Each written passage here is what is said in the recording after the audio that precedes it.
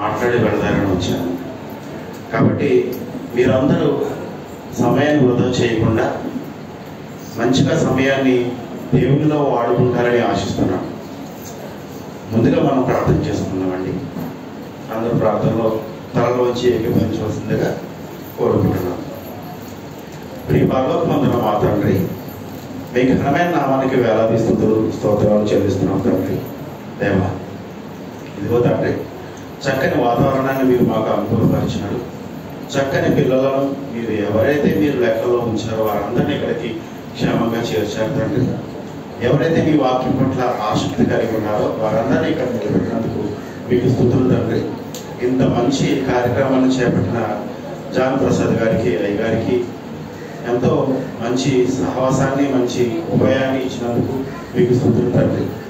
ఈ కార్యక్రమం ఈరోజు ప్రారంభ దినం తండ్రి, అలాగే రేపటి దినం, మరుసటి దినం కూడా జరగవలసిందిగా మీరు జయప్రదం చేయవలసిందిగా మిమ్మల్ని కోరుకుంటున్నాం తండ్రి. ఈ చిన్న ప్రార్థన మీ ప్రియ కుమారుడు మా రక్షకుడైన యేసుక్రీస్తు నామములో అడిగి వేడుకుంటున్నాను పరమ తండ్రి. ఆమేన్. ఓకే, ప్రియమైన వారులారా, మనం చాలా విషయాలు మాట్లాడాలి అనుకుంటున్నాం, కానీ దేవుడు మనలతో ఏ విషయాలు మాట్లాడాలి అనిపించుకున్నాడో ఆ మాటలు ఆయన మాట్లాడతారు. మొదటిగా ఇక్కడ బైబిల్ తెచ్చుకున్న వారు ఎవరో నాకు చేతులు ఎత్తగలరా? And your rise. బైబిల్ తెచ్చుకున్న వాళ్ళందరికీ బైబిల్ చదవడం వచ్చానండి. ఒక చిన్న మనవి చేస్తున్నాను మీతోటి.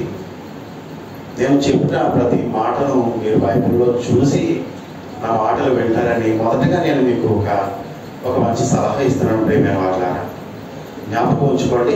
సహోదరులు కానీ, సహోదరిమణులు కానీ, పిల్లలు కానీ, పెద్దలు కానీ, ఎవరైనా సరే బైబిల్ చదవటం వచ్చిన వాళ్ళు, అలాగే బైబిల్ తెచ్చుకున్న వాళ్ళు, నేను చెప్పిన ప్రతి మాటను బైబిల్లో ఉండి అలా ఉన్నదో లేదో, సహోదరు అలా చెబుతున్నారో లేదో ఆ సంగతిని మీరు జాగ్రత్తగా చూసి వింటారని మొదటగా నేను మీకు విన్నవించుకుంటున్నాను. ప్రియమైన వాళ్ళ, అలాగే బైబిల్ లేనివారు, బైబిల్ చదవడం రానివారు చాలా శ్రద్ధగా మీరు ఈ మాటలు వింటారని మరి ముఖ్యంగా మీకు చెప్తున్నాను. ఎందుకంటే బైబిల్ కలిగిన వారి కన్నా బైబిల్ లేని వారు, చదవలేని వారు చాలా జాగ్రత్తగా వింటారు. అవును కదండి? తెలుసా మీకు ఈ సంగతి? మనం బైబిల్లో సంగతులు, ఈ వారం విన్న సంగతులు మన వారం చెప్పొచ్చు, చెప్పకపోవచ్చు. కానీ ఈ వారం సీరియల్ చూసాం అనుకోండి, వచ్చే వారం ఖచ్చితంగా మనం ఎవరిని అడిగినా సరే ఒక మాట కూడా మర్చిపోకుండా చెప్పేయగలం. ఒక సినిమా చూసాం అనుకోండి, 10 సంవత్సరాల తర్వాత కూడా ఏ బిట్ తర్వాత ఏ బిట్ మనం చెప్పేయగలం. ఎందుకంటే మన ఆసక్తి సీరియల్ మీద, సినిమా మీద ఉంటుంది, కానీ బైబిల్ మీద, దేవుడి మీద ఉండదు. అందుకనే నేను మీకు ముందుగా చెబుతున్నాను. సౌండ్ డిస్టర్బ్ చేస్తున్నాను. అందుకనే నేను మీకు ముందుగా చెబుతున్నాను, ప్రతి ఒక్కరూ బైబిల్ చూడవలసిందిగా కోరుచున్నాను. ప్రియమైన వాళ్ళు, ఎందుకు నేను మీకు బైబిల్ చూడాలి అని చెబుతున్నానంటే ఒక చిన్న ఉదాహరణ మీకు చెబుతాను. ప్రియమైన వాళ్ళు, మీరందరూ మొబైల్స్ వాడుతున్న వారు ఉన్నారు కదా, వాడుతున్న మొబైల్లో ఒక వీడియో మీరు ఓపెన్ చేశారనుకోండి, మీ అందరికీ బాగా తెలుసు కదా, ఏదైనా ఒక వీడియో ఓపెన్ చేశారనుకోండి, మీరు ఓపెన్ చేసిన వీడియోకు సంబంధించిన వీడియోలు, ఎన్నో వీడియోలు అది మీకు సపోర్ట్ చేస్తూ ఉంటాయి. మీకు అర్థమైందా చెప్పింది? ఎలా అంటే, మనం ఒక దేవునికి సంబంధించిన పాటలు వినాలి అని మనం పాటకు సంబంధించిన ఒక పాట వీడియోని మనం ప్లే చేసాం అనుకోండి, సహోదరుడు పాడిన పాటను ఒకసారి మనం ప్లే చేసాం అనుకోండి, ఆ పాటకు సంబంధించిన పాటలు, అలాంటి పాటలు ఏవైతే ఉన్నాయో అవన్నీ మీకు వెనకాలే కనపడుతూ ఉంటాయి. అర్థమైంది కదండి? వెనకాలే కనపడుతుంటాయి. అంటే మీరు ఈ పాటను విన్నారంటే ఈ పాట ఇంకా బాగా వింటారన్నమాట. కాబట్టి ఈ పాట కూడా విని చూడండి అని చెప్పేసి ఆ యూట్యూబ్, అనగా ఆ గూగుల్, ఆ ఇంటర్నెట్ మనకి ఆ పాటలు ముందుకు తీసుకొస్తుంది. అర్థమైంది కదండి నేను చెప్పింది? మీరు ఒక సీరియల్ చూసారనుకోండి, అలాంటి సీరియల్లో ఏవైతే ఉన్నాయో అవన్నీ తీసుకొచ్చి ముందుకు తీసుకొస్తుంది. ఇదిగో మీరు ఈ సీరియల్లే ఎంత బాగా చూసారనుకో, ఈ సీరియల్ ఇంకా బాగా చూస్తారనమాట. కాబట్టి ఈ సీరియల్ ఒకసారి చూసి చూడండి అని మీకు ముందుకు తీసుకొస్తుంది. అది సెల్ ఫోన్ యూజ్ చేస్తున్న వాళ్ళకి బాగా అర్థమవుతుంది. కాబట్టి సెల్ ఫోన్ యూజ్ చేయని వాళ్ళు ఎవరు లేరని నేను అనుకుంటున్నాను. ప్రతి ఒక్కరు సెల్ ఫోన్ యూజ్ చేస్తారు. మీరు చూసే సెల్ ఫోనే మీకు ఒక పాఠం చెబుతుంది.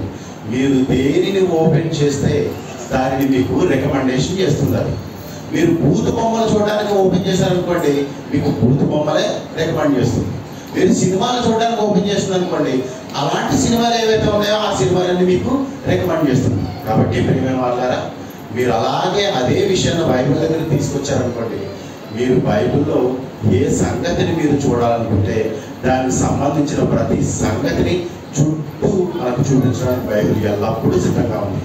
ఇది అంతకన్నా గొప్పది. ఒక యూట్యూబ్ కన్నా, ఒక గూగుల్ కన్నా, ఒక ఫేస్బుక్ కన్నా, ఒక ట్విట్టర్ కన్నా అంతకన్నా గొప్పది బైబిల్. ఎందుకో చెప్పమంటారా? వాటన్నిటికన్నా ముందే రాయబడిన గ్రంథం, వాటన్నిటికన్నా ముందే చెప్పబడిన దేవుడి మాట.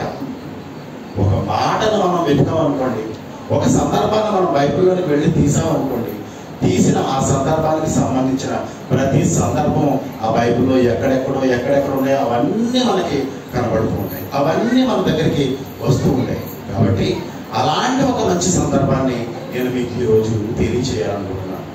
అలాంటి ఒక మంచి విషయాన్ని మీ అందరికీ తెలియచేయాలనుకుంటున్నాను. కాబట్టి మీరు జాగ్రత్తగా వింటారని నేను మీకు ముందే చెబుతున్నాను. ప్రియమైన వాళ్ళని చూద్దామా? ఒక మంచి మాట చూద్దాము. సమూయేలు రాసిన 2వ గ్రంథం 21వ అధ్యాయం చూద్దాం. సమూయేలు రాసిన 2వ గ్రంథం 21వ అధ్యాయం చూద్దాం. సమూయేలు రాసిన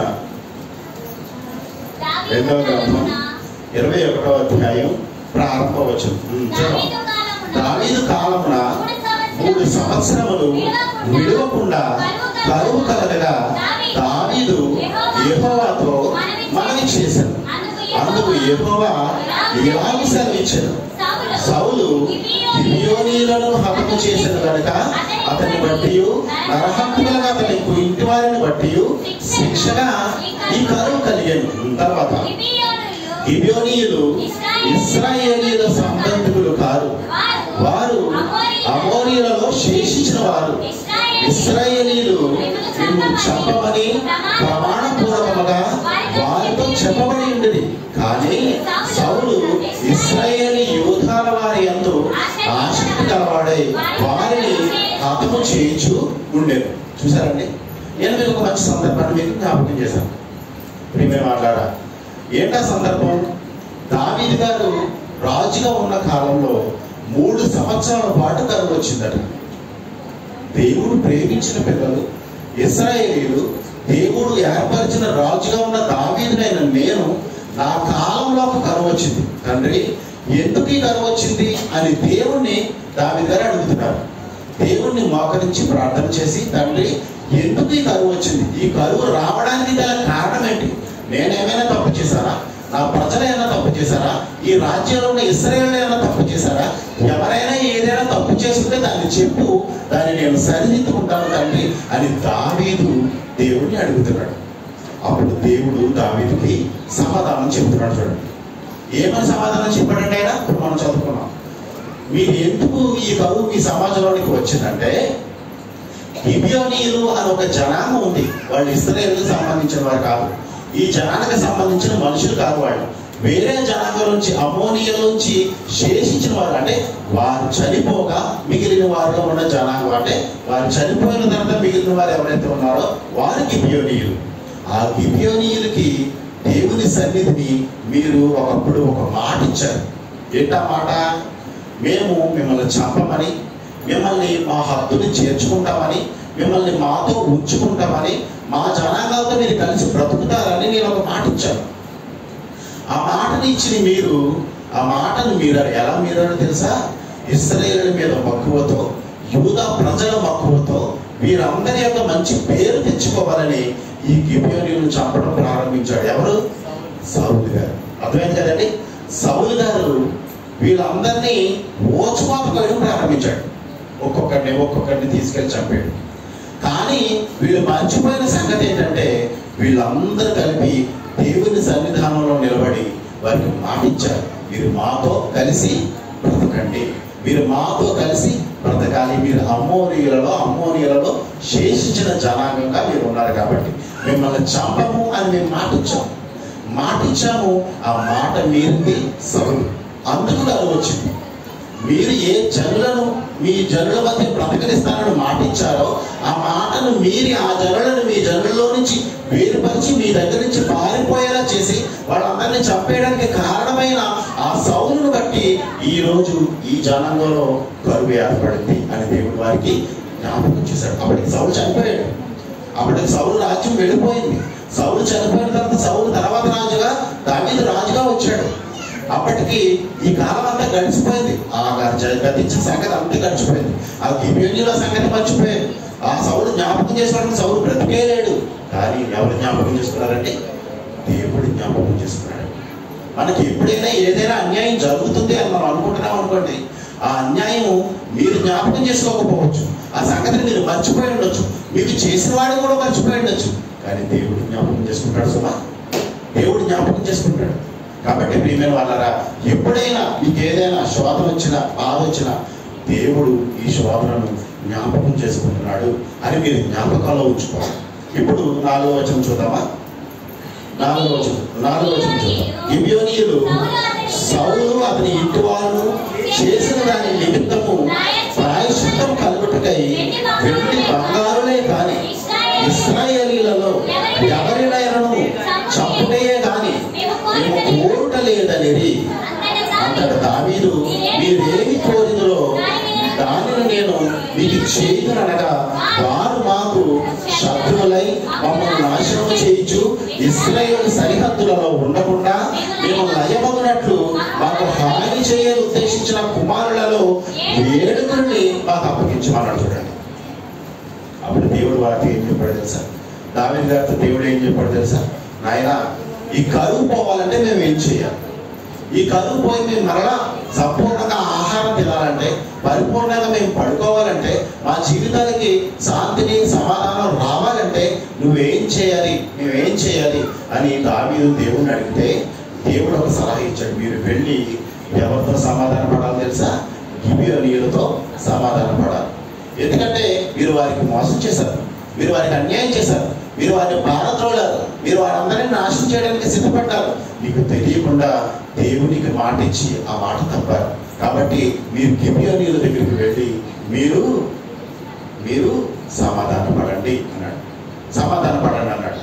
ఆ సమాధాన పడండి అన్న విషయాన్ని మనం వారి దగ్గరికి వెళ్ళి, దావీదు గారు వారి దగ్గరికి వెళ్ళి, అయ్యా ఇదిగో మేము మీ దగ్గరికి వచ్చాం, మీ ముందు నిలబెట్టాం, మీకు అన్యాయం జరిగిందని మాకు అర్థమైంది, ఎప్పటికీ మాకు అర్థమైంది, దేవుడు దాన్ని జ్ఞాపకం చేశాడు. కాబట్టి మీకు ఏం కావాలి?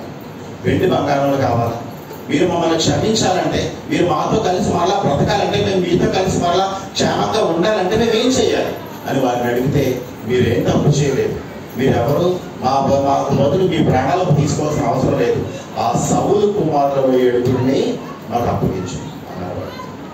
ఎవరండి? గిబియోనీయులు సౌలు కుమారులలో 7 పిల్లలను మాకు అప్పగించండి అన్నారు. ఈ సందర్భం అంతా ఎక్కడ జరిగింది? ఈ గిబియోనీయులకి మీరు ఎక్కడ మాటిచ్చారు అన్న సంగతిని ఒకసారి చూసి మరలా మనం ఇక్కడికి వచ్చేద్దామా? యెహోషువ గ్రంథం, దీన్ని ఎలాగే పట్టుకోండి.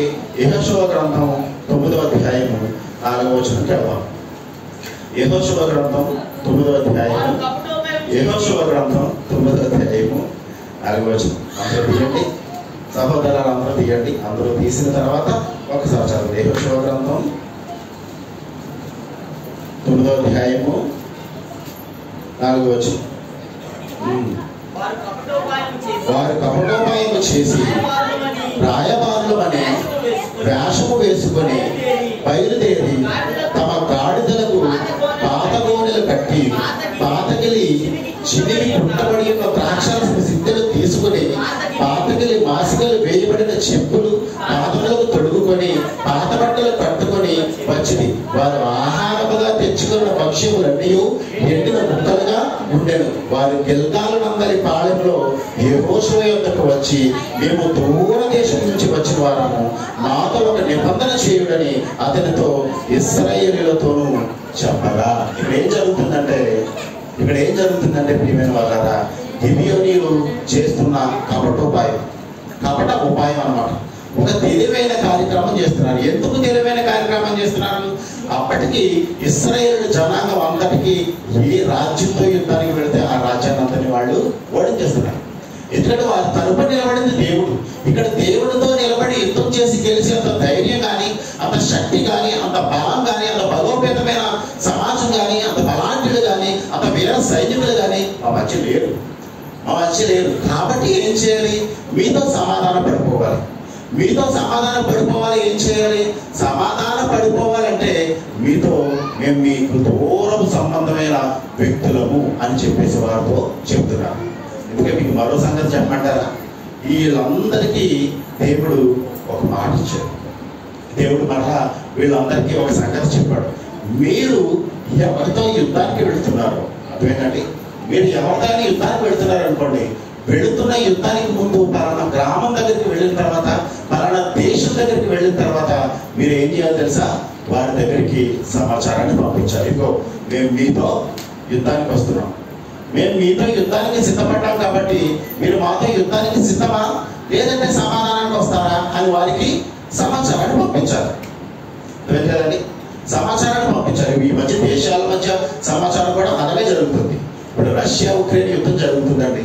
పాకిస్తాన్ ఇండియాకి యుద్ధం జరగడానికి సిద్ధంగా ఉంటుందండి.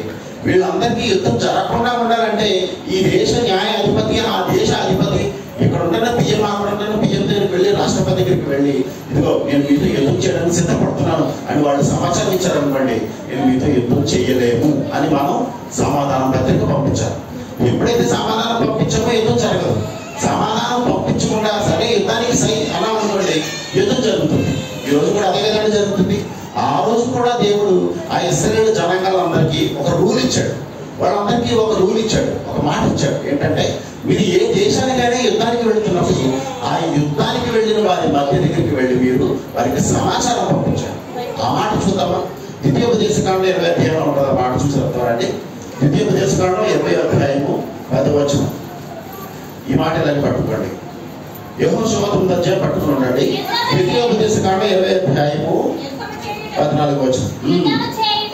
యుద్ధము చేయుటకు మీరు ఒక పురం మీదకి సమీపించినప్పుడు సమాధానం నిమిత్తము రాయభారము పంపవలెనని, సమాధానమని అది నీకు ఉత్తరం ఇచ్చి గుమ్మములను తెరిచి ఎడల దానిలో ఉన్న జనులందరూ నీకు చెల్లించి మీ దాసులవుదురు. అది మీ సమాధానం పడక యుద్ధమే మంచిదని ఇచ్చిన ఎడల దానిని ముట్టడి వేయండి. ఏమని రాయబడిందండి? సమాధానాన్ని సిద్ధపడ్డారా? అయితే మీరు వారిని చేర్చుకోండి, వారు మీకు దాసులవుతారు. సమాధానం కాదన్నారా? అయితే మీరు వాళ్ళతో యుద్ధం చేయండి అన్నాడు. అయితే అలాగే 15వ వచనం చదవండి. 15వ వచనం. ఈ జనముల పురములు కాక మీకు బహు దూరముగా ఉండిన సమస్త పురములకు మాత్రమే ఇలాగే చేయాలని మరో మాట ఉందండి. ఇక్కడ మీరు జాగ్రత్తగా పట్టుకోవాలి మాట. ఏంటనుకుంటున్నారు? మరో మాట ఏంటి చెప్పమంటారా? సమాధానం ఎవరితో పడాలంటే మీ దేశానికి దూరంగా ఉన్న వ్యక్తులతో మాత్రమే సమాధానం పడాలి. మీ దేశానికి దగ్గరగా ఉన్న వ్యక్తులతో మీరు సమాధానం పడడానికి వీలు లేదు అన్నాడు. చూస్తామండి. ఆ మాట యెహోషువ గ్రంథం 9వ అధ్యాయం వచ్చేద్దాం. మరలా యెహోషువ గ్రంథం 9వ అధ్యాయము, యెహోషువ గ్రంథం 9వ అధ్యాయము, యెహోషువ గ్రంథం 9వ అధ్యాయము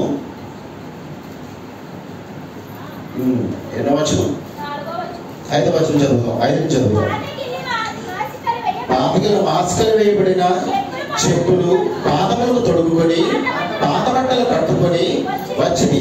వారు ఆహారంగా తెచ్చుకున్న పక్షులన్నీ ఎండిన మొక్కలుగా ఉండెను. వారు గిల్గాలు నందలి పాళెములోనున్న యెహోషువ యొద్దకు వచ్చి దూరదేశం నుండి వచ్చిన వారు. చూసారండి, వాళ్ళు ఏం చెప్తున్నారు తెలుసా? మేము దూరదేశం నుంచి వచ్చిన వారు, దగ్గర వారన్న సంగతి వాళ్ళకి తెలిసిందనుకోండి, వీరితో సమాధాన పడరు. నిజానికి ఇక్కడ ఉన్న ట్విస్ట్ ఏంటంటే, వీళ్ళు దూరదేశం నుంచి వచ్చిన వాళ్ళు కాదు, దగ్గరలో ఉన్న వాళ్ళే. ఈ పక్క ఊళ్ళే. ఇక్కడ చందుతి, ఆ పక్కన చేపులు, ఈ పక్క ఊరే ఇంతకే వెళ్తాయి. ఈ పక్క ఊరన్న సంగతి చెప్తే వీళ్ళు సమాధాన పడకపోతే వీళ్ళకి జరిగే నష్టం ఏంటంటే, వీళ్ళతో యుద్ధానికి అందరూ వీళ్ళు చనిపోతారు. మేము చనిపోకూడదంటే మేము అబద్ధం ఆడాలి. మేము అబద్ధం ఆడే ముందు ఏం చేయాలంటే, మా చెప్పులు చిరిగిన చెప్పులై ఉండాలి. మేము తెచ్చుకున్న భక్ష్యములు అనగా అప్పములు, అనగా ఈ చపాతీలు,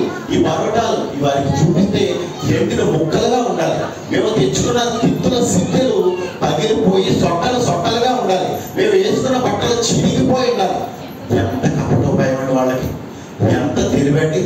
దేవుని చేతిలో పడడం కన్నా దేవుని చేతిలో పడకుండా మేము ఒక తెలివిని ఉపయోగించాం. చూడండి, ఆ ప్రజలందరూ గిబియోనీయులందరూ ఎంత మంచి తెలివైన వాళ్ళంటే దేవుని చేతిలో పడితే మన ప్రాణాలు పోతాయి. దేవుడితో సమాధానం పడాలంటే మనం దగ్గర సంబంధం, దగ్గర వ్యక్తులు, దూర వ్యక్తులు కాదు. దగ్గర వ్యక్తులు అంటే మన మాట వినరు. కాబట్టి మనం దగ్గర వారు మన సంగతి వాళ్ళకి తెలియకుండా దాన్ని దాచిపెట్టి మనం దూరం వారు అని చెప్పి వారి దగ్గర నుంచి ఒక మాట తెచ్చుకోవాలి, వారి దగ్గర నుంచి ఒక నిబంధన తెచ్చుకోవాలి, వారి దగ్గర నుంచి సమాధాన పత్రిక తెచ్చుకోవాలి. అది కపటోపాయం. ఎవరంటే గిబియోనీయులు ఇశ్రాయేలు దగ్గర కపటోపాయాన్ని అన్నారు. ఒక తెలివైన పని చేశారు. ఇప్పుడు చదవండి 6వ వచనం చూద్దామా. వారి గిల్గాలందరి పాళెములో ఉన్న యెహోషువ యొద్దకు వచ్చి, మేము దూర దేశం నుండి వచ్చిన వారము, మాతో ఒక నిబంధన చేయుడని అతనితో ఇశ్రాయేలుతో చెప్పగా, ఇశ్రాయేలు మీరు మా మధ్య నివసించుచున్న వారేమో. అప్పుడు అడుగుతున్నారు చూడండి వాళ్ళు, మీరు ఒకవేళ దూరదేశం నుంచి వచ్చారని చెప్పారు కానీ ఒకవేళ మీరు మా మధ్యలో ఉన్నవారేమో అని అడుగుతున్నారు. అప్పుడు వీళ్ళు ఏమంటున్నారు చూడండి, మేము మీతో ఎలాగో నిబంధన చేయగలమని ఆ హివ్వీయులతో అనేది.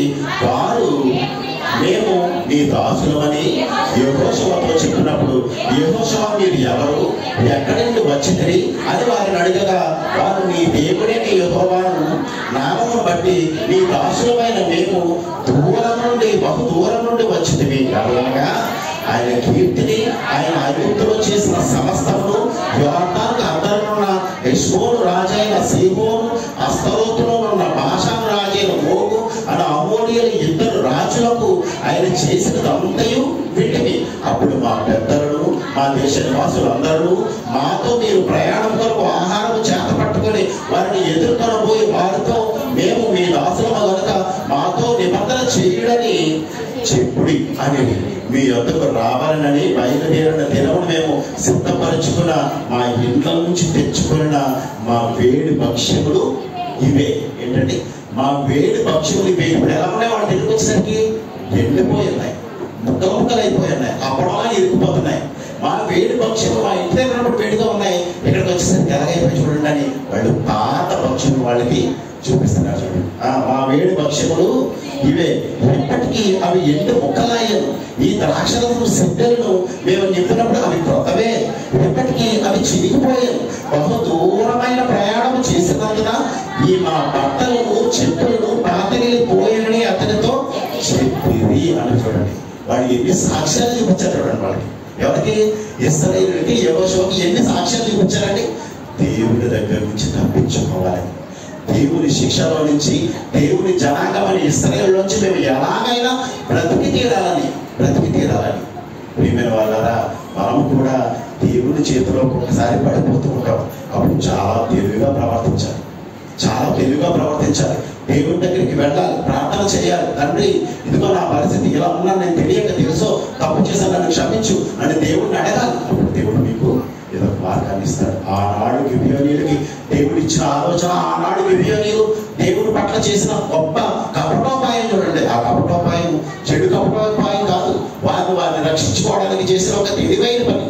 తర్వాత ఎన్నో వచనమ్మా, 14వ వచనం. ఇశ్రాయేలు యెహోవా చేత సెలవు పొందకే వారిని ఆహారంలో కొంత పుచ్చుకొనగా, యెహోషువ ఆ వచ్చిన వారిలో సమాధానపడి వారిని బ్రతుకునిచ్చినకు వారితో నిబంధన చేశారు.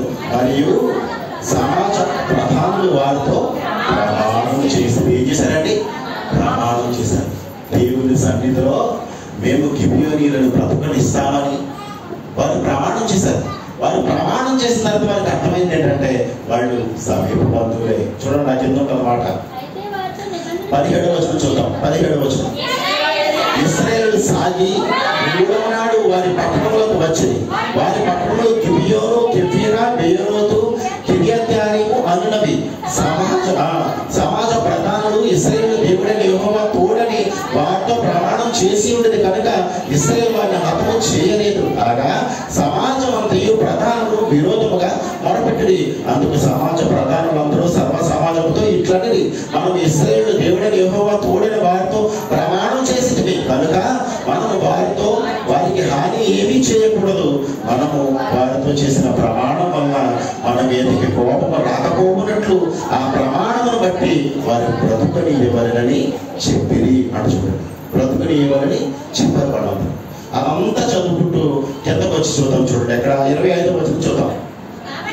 కాబట్టి మేము మీ వశములో ఉన్నాము, మాకేమి చేయటం నీ దృష్టికి న్యాయమో ఏది మంచిదో అదే చేయమని యెహోషువకు ఉత్తరం ఇచ్చింది. అనగా యెహోషువ వారిని పిలిచి అడిగేశాడు, ఆయన మీరు చేసిందండి, మేము ఎక్కడో దూరస్తులమని, దూర దేశస్తులమని, దూర ప్రాంతం నుంచి మీకోసం వచ్చామని మాతో అబద్ధమని ఎందుకు మా దగ్గరికి వచ్చారు ఆయన, ఇది తప్పు కదా అని గిబెలీలు అడిగితే ఆ గిబెలీలు ఏమన్నారంటే, అయ్యా మేము ఏదో విధంగా బ్రతకాలని కోరుకున్నాం, మేము చనిపోవాలని కోరుకోలేదు, అందుకని మీ దగ్గర అబద్ధం ఆడడం, మమ్మల్ని క్షమించాలి, అయితే మీరు ఏ శిక్ష విధిస్తే ఆ శిక్షకు మేము అర్హులు అనగానే అప్పుడు ఆయన చెప్తున్నాడు. చూడండి 26వ వచనం. కాగా అతను అలాగే చేసి ఇశ్రాయేలును గిబియోనీయులను చంపకుండా వారి చేతుల్లో నుంచి విడిపించను. అయితే సమాజం కొరకు యెహోవా ఏర్పరచుకున్న చోటు నుండి బలిపీఠం కొరకు కట్టెలు నరుకువారు గాను నీళ్లు చేదువారు గాను యెహోషువ ఆజ్ఞ వంటి వారిని నియమించను.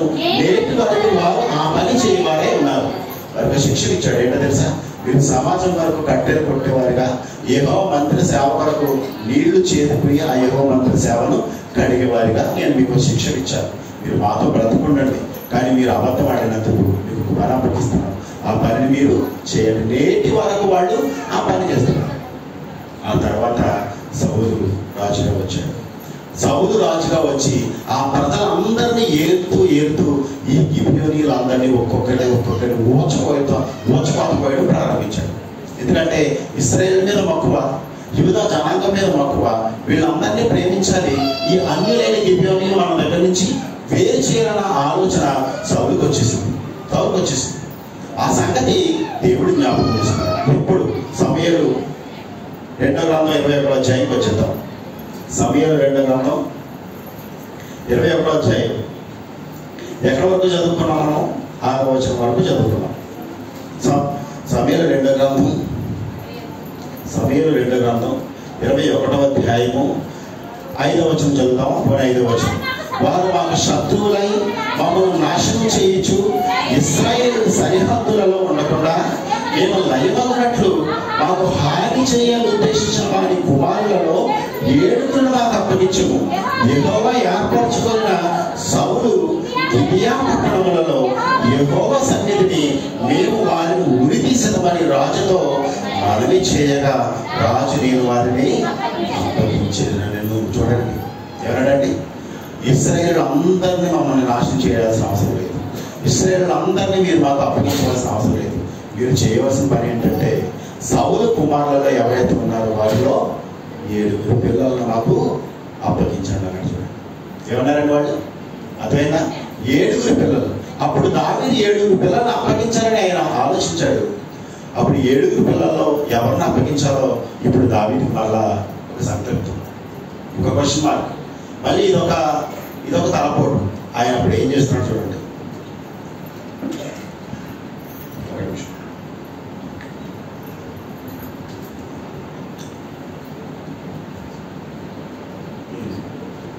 ఏడవ వచనం చూద్దామా?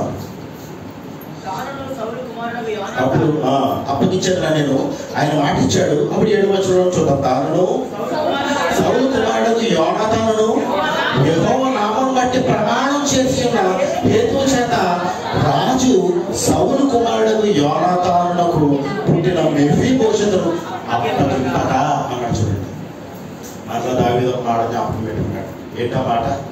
దావీదు యోనాతానుకు ఒక మాట ఇచ్చాడు. యోనాతాను బ్రతుకున్న దినాలలో యోనాతాను దావీదు దగ్గరికి వెళ్ళి, నాయన నాకు అర్థమైపోతుంది, నా తండ్రి రాజ్యం తర్వాత ఆ రాజ్యం మీదే, నా కుమారులు నా సంతానం నాశనం అయిపోకుండా నా సంతానంలో ఎవరో ఒకరిని మీరు బ్రతికిస్తామని, వారికి నువ్వు బ్రతికించే మార్గాన్ని దయచేస్తామని నాకు మాట ఇవ్వు, దేవుని ఎదుట నువ్వు నాకు మాట ఇవ్వు అని దావీదుని యోనాతాను అడిగాడు. ఆయన సౌలు కుమారుడు అడిగాడు. అప్పుడు దావీదు గారు ఏం చెప్పారంటే, సరే నేను నీ సంతానంలో ప్రతి ఒక్కరిని, ప్రతి తరాన్ని నేను బ్రతికిస్తాను, వారు నేను బ్రతికిస్తానని దావీదు మాట ఇచ్చాడు. ఇప్పుడు దావీదు ఆ మాట జ్ఞాపకం చేసుకున్నాడు. ఎందుకంటే సౌలు కుమారులలో 7 కుమారులు నాకు అప్పగించు అని గిబియోనీయులు అడిగారు కదా. అడిగినప్పుడు ఆ సౌలు కుమారులలో యోనాతాను కుమారుడు కూడా ఒకడు ఉన్నాడు. మెఫీబోషెతు అనే యోనాతాను కూడా ఒకడు ఉన్నాడు. ఆ కుమారుని అప్పగించడానికి వీలేదంటే యోనాతానులో మిగిలింది, యోనాతాను సంతానంలో మిగిలింది మెఫీబోషెతు ఒక్కడే. అతను అప్పగించేస్తే దావీదు మళ్ళీ మాట తప్పిపోతాడు కదా. ఏ మాట తప్పిపోయారని వారి మీద నేరం మోపడానికి దావీదు ముందుకెళ్ళాడో, ఇప్పుడు దావీదు మెఫీబోషెతును అప్పగించాడు అనుకోండి, అప్పుడు దావీదు కూడా మాట తప్పుతాడు. అప్పుడు దావీదు తాను ఇచ్చిన మాటను జ్ఞాపకం చేసుకున్నాడు. అప్పుడు ఆ మెఫీబోషెతును తప్పించాడు.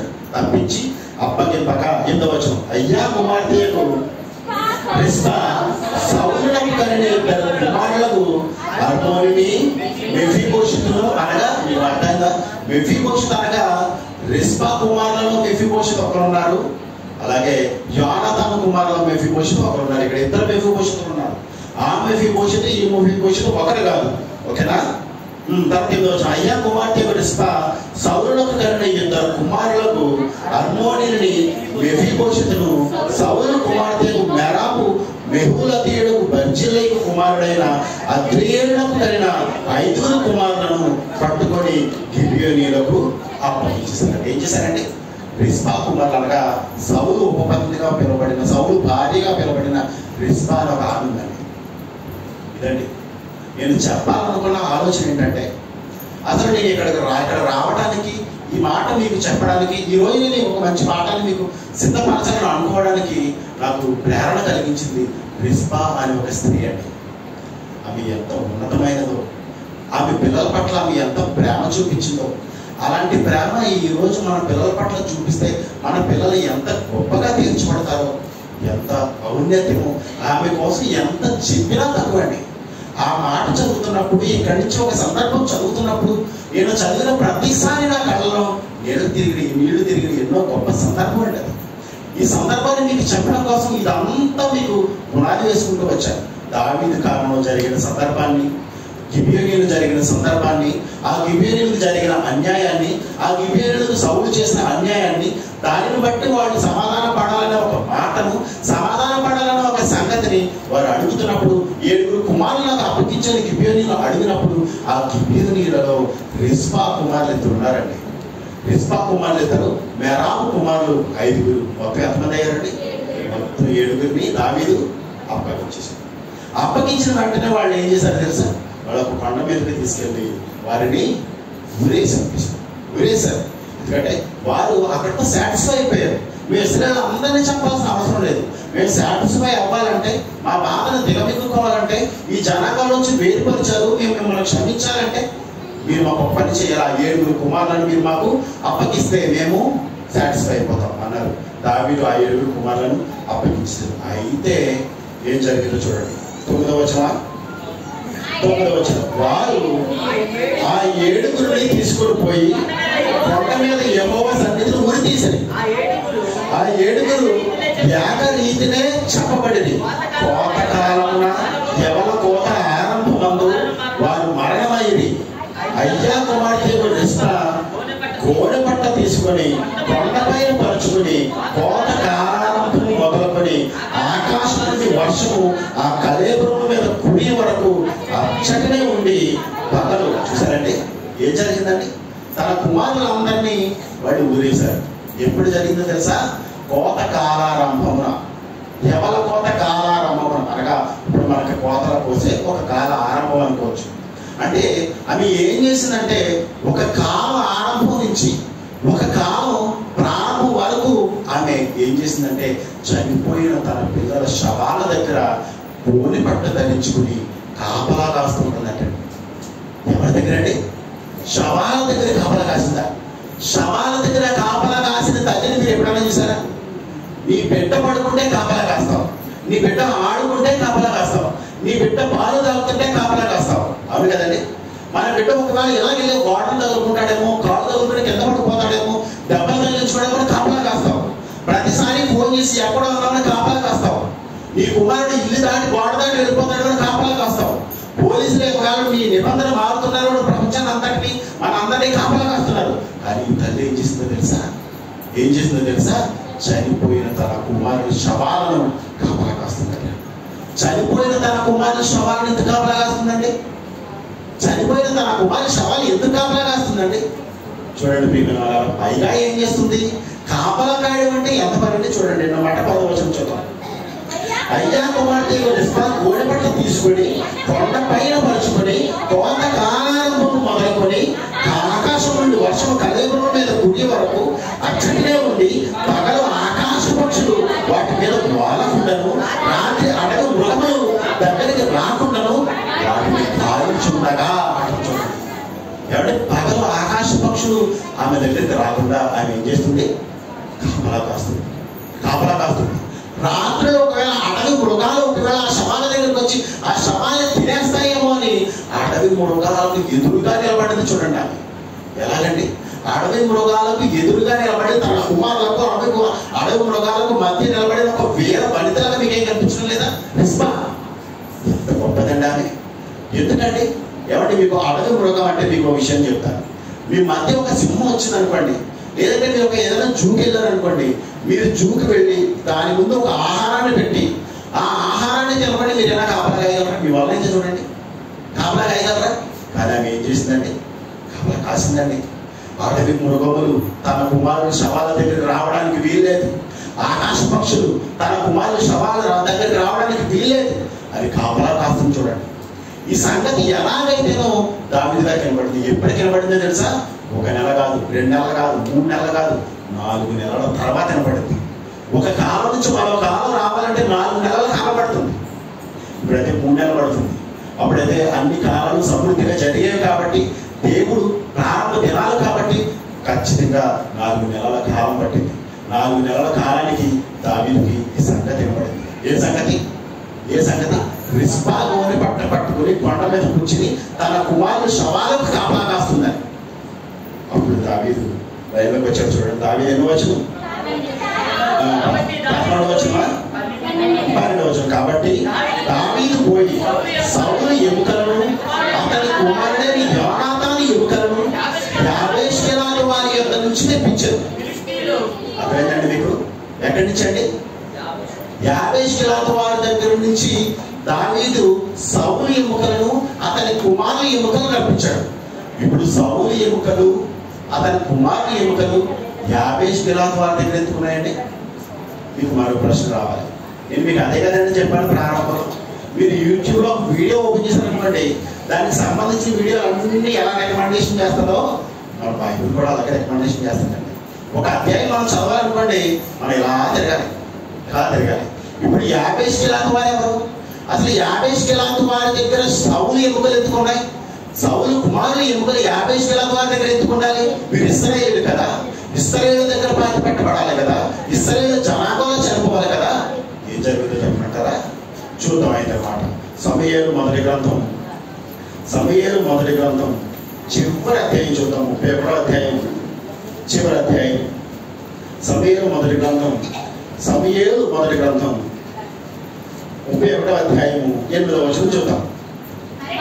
మరునాడు ఫిలిష్తీయులు హతమైన వారిని దోచుకొని వచ్చి గిల్బో పర్వతం మీద ఓడిపోయిన సౌలును అతని 3 కుమారులను కనుగొని అతని తలను ఛేదించి అతని ఆయుధములను తీసి తమ బొమ్మల గొళ్ళలోని జనులలోను జయవర్తమానము తెలియజేయటకై ఫిలిష్తీయుల దేశంలో 4 దిశలా వాటిని పంపిణీ. మరియు వారు అతని ఆయుధములను అస్తావతు గుడిలో ఉంచి అతని మొండెమును బేత్సాను పట్టణపు గోడకు తగిలించింది. అయితే ఫిలిష్తీయులు సౌలులకు చేసిన దాని గురించి వారు వార్త యాబేష్గిలాదు వారి విన్నారు. ఏం జరిగిందండి సంగతి? సౌలు చనిపోయాడు. ఫిలిష్తీయులతో యుద్ధానికి వెళ్ళి సౌలు చనిపోయాడు.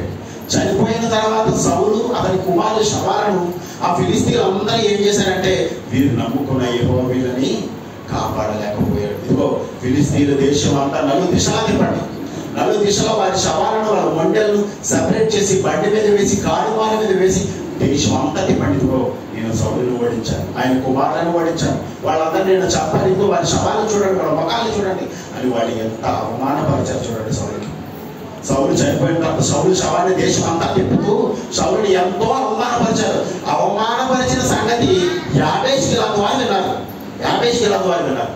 ఆ యాబేష్ గిలాదు వారు విని ఏం చేశారు చూడండి. విని బలశాలులందరూ లేచి రాత్రి అంతా నడిచి సౌలు మొండెమును అతని కుమారులు కలేబరములను బేత్సాను పట్టణము గోడ మీద నుంచి దించి యాబేషుకి తిరిగి వచ్చి వాటిని దహనము చేసి వారి శల్యములను తీసి శల్యములనగా ఎముకలు వారి శల్యములను తీసి యాబేషులను పిచ్చిన వృక్షం కింద పాతి పెట్టి 7 దినములు ఉపవాసం ఉన్నారంటే. ఎన్నాళ్ళండి? 7 దినముల ఉపవాసం. ఎందుకు? సౌలుకు అవమానం జరిగింది. అవమానం జరిగిన సౌలు శవాన్ని వాళ్ళు జాగ్రత్తగా తీసుకొచ్చి ఆయనకు జరగవలసిన మర్యాదలన్నీ జరిపించి ఆయన్ని దహనం చేసి ఆయన శల్యములను సెపరేట్ చేసి ఆయన ఎముకలను బయటకు తీసి ఆ ఎముకలను పిచ్చిన వృక్షం కింద వాళ్ళు దాచిపెట్టుకున్నారు. ఎక్కడ? యాబేష్ గిలాదు వారి ప్రాంతంలో, యాబేష్ ప్రాంతంలో పిచ్చిన వృక్షం కింద దాచిపెట్టుకున్నారు. అవును కదండి? అర్థమైంది కదా? దాచిపెట్టుకున్న ఈ ఎముకలను దావీదు గారు తీసుకురమ్మని అడుగుతున్నారు. ఎవరిని? యాబేష్ వారిని. ఎందుకండి ఆమె ఏం చేస్తుంది? అక్కడ వండి పట్టు కూర్చున్నాను అక్కడ. తన కుమారుడు శవాల దగ్గర కూర్చుంది. రాజుతో దావీదుతో ఏం మాట్లాడటం లేదు, సమాజంతో మాట్లాడటం లేదు, తిండి లేదు, నిద్ర లేదు. ఇలాంటి ఉపవాస కార్యక్రమాలు ఎన్ని కాలాలు చేస్తుంటారండి. ఆమె 4 నెలల పాటు ఉపవాసంతోనే ఉంది. ఆహారం తినడానికి వెళితే ఒకవేళ నా కుమారులు గద్దలెత్తి వెళ్ళిపోతాయేమో, ఆహారం తినడానికి వెళితే నా కుమారులు కానీ నా కుమారుల శవాలను కానీ అడవులో కానీ వచ్చి తినేస్తాయేమో భయంతో కన్నులారా చూడండి. ఆమె నిద్ర లేదు, ఆహారం లేదు, ఉపవాస దినములు తిండి చేస్తుందండి. ఆమె చేస్తున్న ప్రతి కార్యక్రమం దావీదు చెవులు వినపడింది. అప్పుడు దావీదు సౌలు ఎముకలను ఆయన కుమారుల ఎముకలను యాబేషు వారి దగ్గర తీసుకురండి అన్నారు. యాబేషు వారు అంత గొప్ప సంగతి ఏముందండి? యాబేషు వారు అంత గొప్ప ప్రయత్నం చేసి అనగా అంత గొప్ప యుద్ధం చేసి బలశాలను అందరూ వెళ్ళి సౌలు గారి ఎముకలను తీసుకురావాల్సిన సంగతి ఏంటండి? ఇశ్రాయేలు అందరూ ఓడిపోయారు కదా. ఓడిపోయిన ఇశ్రాయేలు అందరూ పారిపోయారు కదా. పారిపోయిన వారందరూ పారిపోగా యాబేషు వారి ఎదురెళ్ళి వారి శవాన్ని రాత్రి మీద తీసుకొచ్చి దాని రాజు మర్యాదలని జరిగించి గొప్ప కార్యక్రమాన్ని జరిపించడానికి కారణం ఏంటండి? ఎందుకో చెప్పమంటారా? యాబేషు గిలాదు వారికి సౌలు ఒక మంచి కార్యక్రమం చేశాడండి. ఆయన జీవితంలో ఒక గొప్ప కార్యక్రమం చేశాడు. ఆ కృతజ్ఞత వాళ్ళు జ్ఞాపకం ఉంచుకున్నారు. అర్థమవుతుంది కదండి మీ అందరికీ? అందుకే నేను చెబుతున్నప్పుడు బైబిల్ చదవండి, నేను చెబుతున్నప్పుడు నా మాటలు వినండి అన్నాను. అందుకే ప్రియమైన వాళ్ళారా, వారు కృతజ్ఞత చూపించారు. ఏంటా కృతజ్ఞత? ఆ సంగతి చూద్దాం. సమూయేలు మొదటి గ్రంథం 11వ అధ్యాయంలోకి వెళ్దాం. సమూయేలు మొదటి గ్రంథం 11వ అధ్యాయము. సమూయేలు మొదటి గ్రంథం 11వ అధ్యాయము. సమూయేలు మొదటి గ్రంథం 11వ అధ్యాయము ప్రారంభ వచనం నుంచి.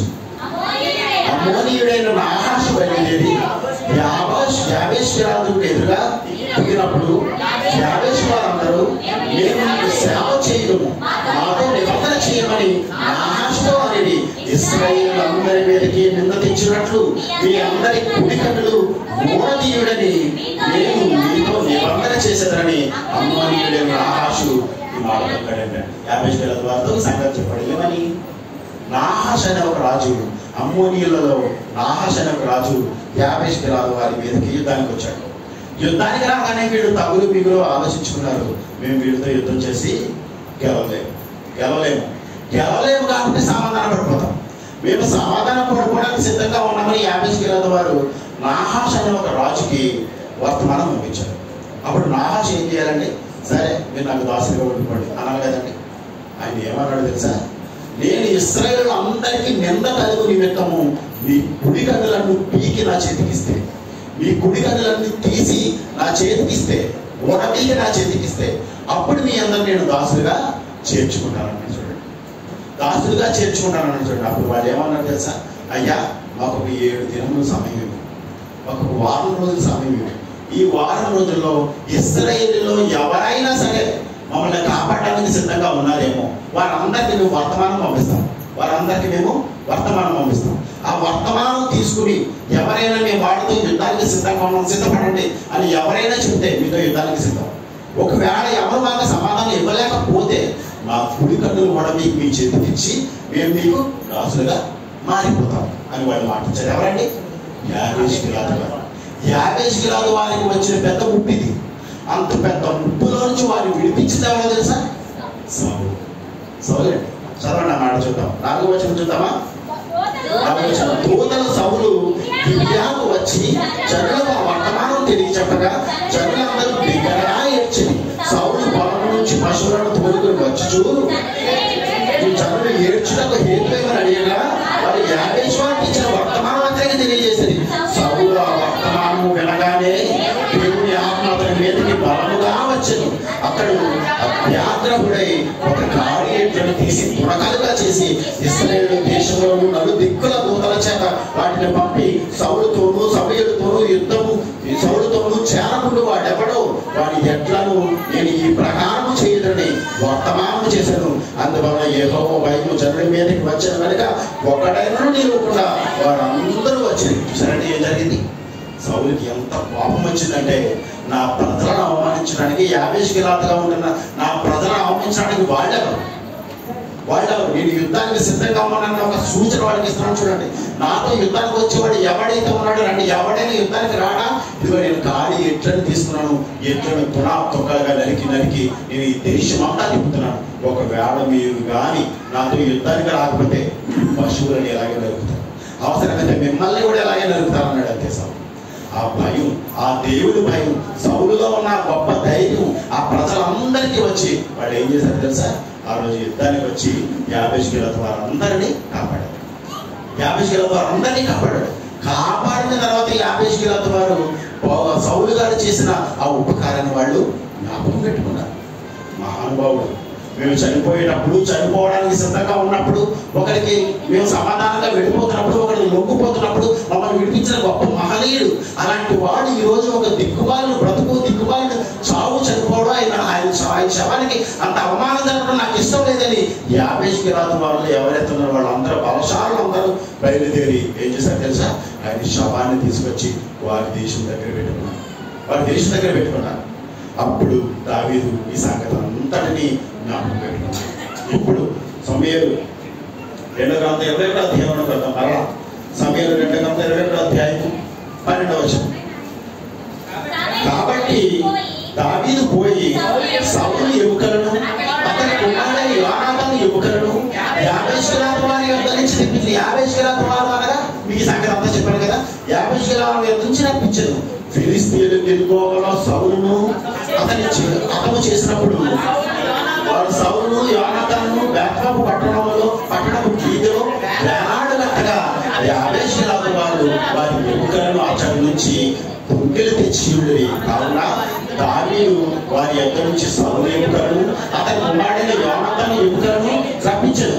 రాజాజ్ఞను బట్టి ఉరి తీయబడిన వారి ఎముకలను జనులు సమకూర్చి. ఏం జరిగిందని ఇప్పుడు మీకు అర్థమైందా? ఎక్కడో సౌలు చనిపోయిన సౌలు ఎముకలను తీసుకొచ్చాడు, యోనాతాను ఎముకలను తీసుకొచ్చాడు, ఆయన కుమారుని ఎముకలను తీసుకొచ్చాడు. రాజాజ్ఞను బట్టి ఉరి తీయబడిన వారి ఎముకలను కూడా జనులు సమకూర్చారు. ఈ రెండింటిని ఒక చోటకి చేర్చారు. ఆమె ఏం కోరుకుందో తెలుసా? నా భర్త పిల్లలని నా భర్త నేరం చేశాడని నా పిల్లల మీద ఈ నేరాన్ని మోపి, ఆ నేరంలో నా భర్తకు ఇలాంటి నేరాన్ని సమపాడుగా నన్ను పరిచారు. కాబట్టి నా భర్తకు ఎలాంటి గౌరవం జరిగిందో నా కుమారులకు కూడా అదే గౌరవం జరగాలి. ఏ గౌరవాన్ని నా భర్త పొందుకున్నాడో, నా భర్త కుమారుని ఎంచబడిన వాడుగా ఉన్న నా కుమారుగా ఎంచబడిన వీరందరూ ఆ గౌరవాన్ని పొంది తీరాలని నాకు భీష్మించి కూర్చుంది. దావీదుకి ఆ సంగతి అర్థమైంది. అప్పుడు సౌలు ఎముకలు, యోనాతాను ఎముకలు, ఆయన కుమారులు ఉరి తీయబడిన ఆ కుమారుల ఎముకలు దగ్గరికి తీసుకొచ్చి వారి పితరులకు చేర్చారండి. చూడండి అన్నమాట. 14వ వచనం. సౌలు ఎముకలను అతని కుమారుడైన యోనాతాను ఎముకలను బెన్యామీను దేశంలోకి చేరిన సోలాలను సౌలు తండ్రి కీసు సమాధి యందు పాతిపెట్టింది. రాజు ఇలాంటి చేసిన తర్వాత దేశం కొరకు చేయబడిన విజ్ఞాపనము దేవుడు అంగీకరించింది. ఎప్పుడు అంగీకరించాడు? దాన్ని ఎప్పుడు ప్రార్థన చేశాడు? ఎప్పుడు జరిగింది చూడండి. అది ఆ రెస్పాను కూడా నువ్వు సంతోషపెట్టిన తర్వాతే ఆ కార్యక్రమం జరిగింది. ఎంత గొప్పదండి ఆస్తి. అలా ఉన్నారండి మీరు ఎప్పుడైనా? అలాంటి రెస్పాన్ ఎక్కడన్నా కనిపించారండి? అలా ఉండాలండి. మనం ఒక స్త్రీగా పుట్టిన మనం, ఒక పురుషుడిగా పుట్టిన మనలో ఒక రెస్పాన్ కనబడాలి. మన కుమారుల పట్ల అందరూ జాగ్రత్త కనబడాలి. ఏమండి, ఏమండి, చనిపోయిన కుమారుల కోసమే, చనిపోయిన తన కుమారుల శవాల కోసమే ఆవిడ అంతగా ప్రయాసపడితే బ్రతికున్న మన పిల్లల కోసం ఎంత ప్రయాసపడాలండి, ఎంత పశ్చాత్తాపడాలండి, మనం ఎంత ఆతృత పడాలండి, ఎంత భయపడాలండి. మీరు ఆలోచించండి. అసలు చనిపోయిన తన కుమారుల విషయంలోనే ఆమె అంతగా పశ్చాత్తాపడితే, ఆమె అంతగా వేదన పడిపోతే, ఆమె అంతగా భయపడి తన కుమారుల గౌరవాన్ని కాపాడి తన పిల్లల దగ్గరికి చేర్చాలని తల్లి అంతగా ఉన్నతమైన ఆలోచన కలిగి ఉంటే బ్రతికున్న మీ పిల్లల విషయంలో మీరు ఎలాంటి జాగ్రత్త కలిగి ఉండాలి. ఈరోజు మీ పిల్లలు ఏ ఫోన్ చూస్తున్నారో, ఫోన్లో ఏం చూస్తున్నారో దాన్ని గమనించగా, నీ కుమారులు బయటకు వెళ్ళి ఏ కార్యక్రమాలు చేస్తున్నారో దాన్ని గమనించగా, నువ్వు కాపలాగా ఒకనాడు రిస్పా తన పిల్లల కోసం కాపలా కాసినట్టుగా, తన శవాల కోసం కాపలా కాసినట్టుగా బ్రతికున్న నీ పిల్లల కోసం నీవు ఎంతగా కాపలా కాయాలి. సమాజంలో క్రూర మృగాలు ఉన్నాయి, సమాజంలో ఆకాశ పక్షులు వంటి ఖడ్గ మృగాలు ఉన్నాయి. ఆ మృగాల నుంచి తప్పించుకోవడానికి, సాతాను అనే ఒక ఖడ్గ మృగం నుంచి తప్పించుకోవడానికి నీ కుమారుడికి ఎంత గొప్పగా కాపలా కాయాలో నువ్వు నిర్ణయించుకోండి. ప్రియమైన వాళ్ళరా, నా కుమారులు ఇంకా బ్రతికే ఉన్నారనుకుంటున్నారా? ప్రియమైన వాళ్ళరా, మీ కుమారులు బ్రతుకున్నారని మీరు అనుకుంటున్నారు. మీ కుమారులు ఎప్పుడో చనిపోయారు. తెలుసా మీకు? మీ కుమారులు చనిపోయారండి. రిస్పా కుమారులు చనిపోయారని, శారీరకంగా చనిపోయారని ఆమె ఏం చేసిందంటే తన కుమారుల శవాలకు కాపలా కాసింది. కానీ మీరు ఏం చేశారు తెలుసా? ఎఫెసీయులకు రాసిన పత్రిక 2వ అధ్యాయము ప్రారంభవచనం. ఎఫెసీయులకు రాసిన పత్రిక 2వ అధ్యాయము ప్రారంభవచనం చూద్దామా?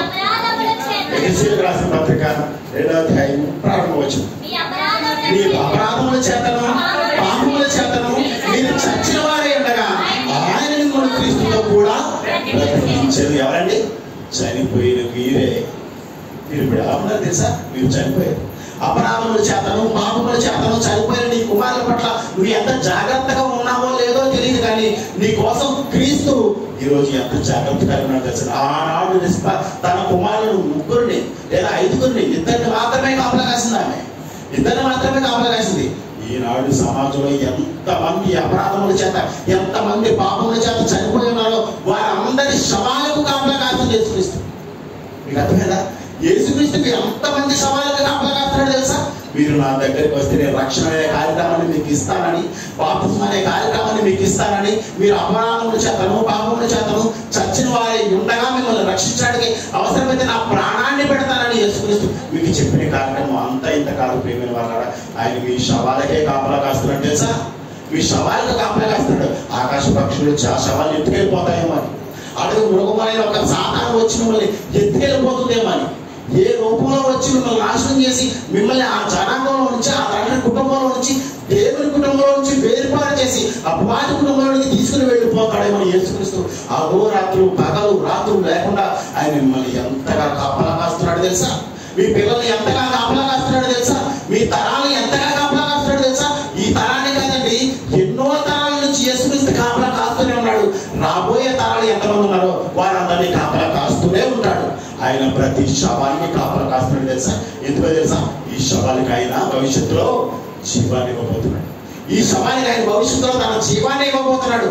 ఆయనలోని మరణాన్ని తీసేసి తనలోని జీవాన్ని మీ అందరికీ ఇచ్చి మిమ్మల్ని జీవంగా చేయాలనుకుంటున్నాడు, సజీవులుగా చేయాలనుకుంటున్నాడు. పాపముల చేతను అపరాధముల చేతను చనిపోయిన వారిగా, చచ్చినట్టుగా ఉంటున్న మీ శవంలో చలనం కలిగించే వారిగా క్రీస్తు బ్రతికించాలనుకున్నాడు.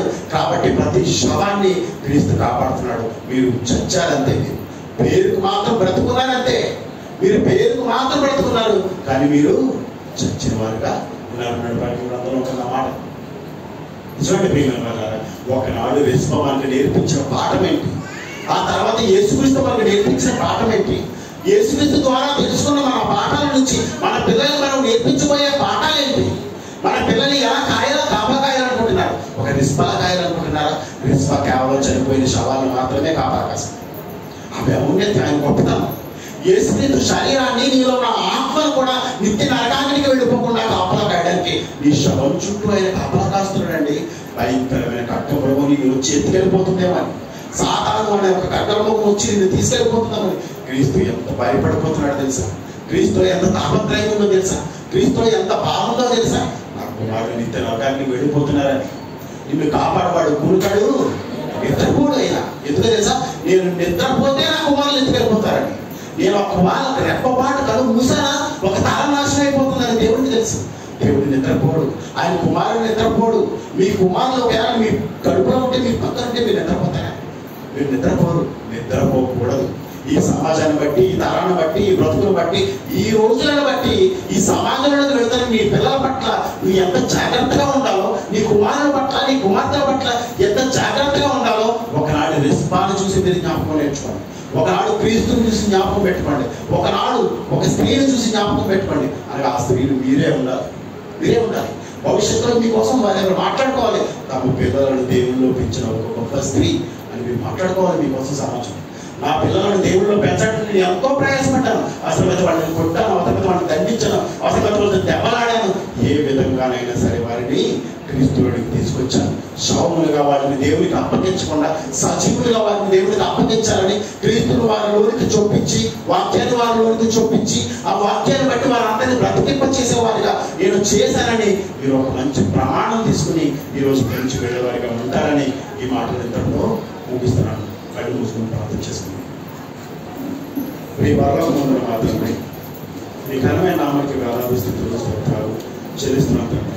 దేవా, ఒక మంచి సందర్భం ద్వారా మీరు మాకు ఎన్నో ఉన్నతమైన సంగతులను, ఎన్నో గొప్ప సంగతులను మీరు నేర్పించారు.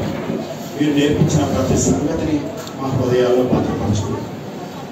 ఒకనాడు రిస్పా తన కుమారుల కోసం ఎంతగా ప్రయాసపడిందో, ఒకనాడు యేసుక్రీస్తు మా కోసం ఎంతగా ప్రయాసపడ్డాడో, ఎప్పటికీ ఎంతగా ప్రయాసపడుతున్నాడో, శవాలుగా మారిపోయిన మా శరీరాలను, శవాలుగా మారిపోయిన మా ఆత్మలను ఆయన కాపాడడానికి పగలు రాత్రి లేకుండా ఎన్నో తరాలు బట్టి, ఎన్నో యుగాలను బట్టి, ఎన్నో శతాబ్దాలను బట్టి మమ్మల్ని అందరినీ కాపాడుతున్న క్రీస్తుకు వందనాలు తండ్రి.